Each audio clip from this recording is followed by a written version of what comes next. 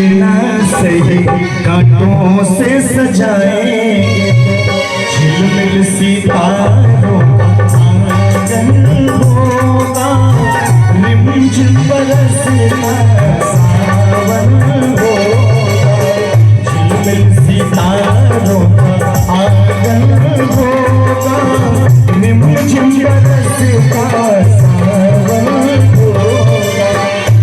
ये फिल्म खिलाई, लेकिन मेरा क्या प्रयास है, जब भगवान भोलेनाथ का विवाह हुआ तो माता पार्वती जी जब पुनः ससुराल से अपने मायके में आती हैं तो सारी सखियां उनको छेड़ करके बैठ जाती हैं।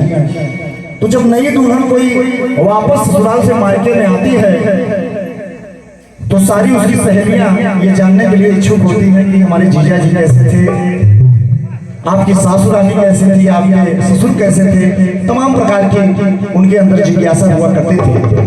इसी क्रम में सारी सखियां मां पार्वती जी से पूछती हैं कि हमारे जीजा जी कैसे हैं, जीजा जी का हाल तो वो जानते हैं। कई बार उन्होंने इनवाइट किया जाने दीजिए, लेकिन उसमें से एक सखी थोड़ा सा होशियार टाइप की थी, उसने कहा कि नहीं आपको बताना होगा कि हमारे जीजा जी कैसे हैं। तो मां पार्वती जी कहती क्या है, अच्छा सुनो कि सुनो सखिया पिया हमारे मन को दुखाए बैठे हैं, मन की बात करना चाहो भाग खाए बैठे हैं।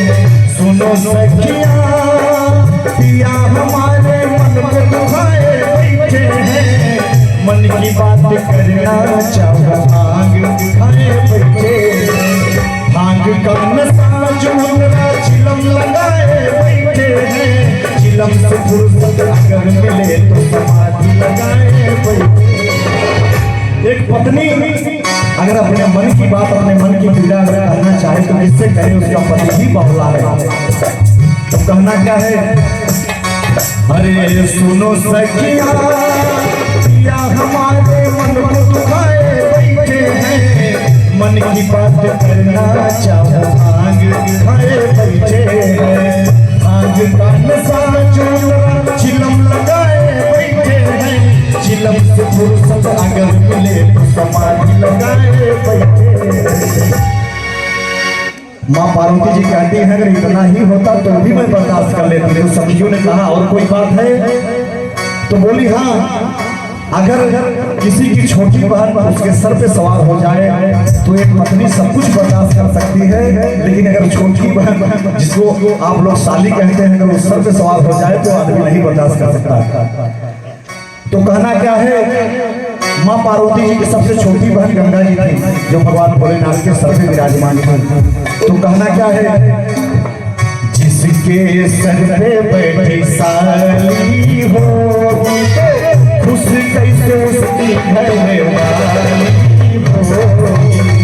जिसके सर पे बैठी साली हो खुश कैसे उसकी घर वाली हो।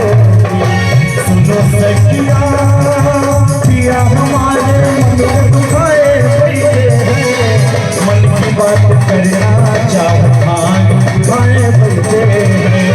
भांग का नशा जो चिलम लगाए बैठे हैं, चिलम से फुर्सत अगर मिले तो समाधि लगाए बैठे हैं।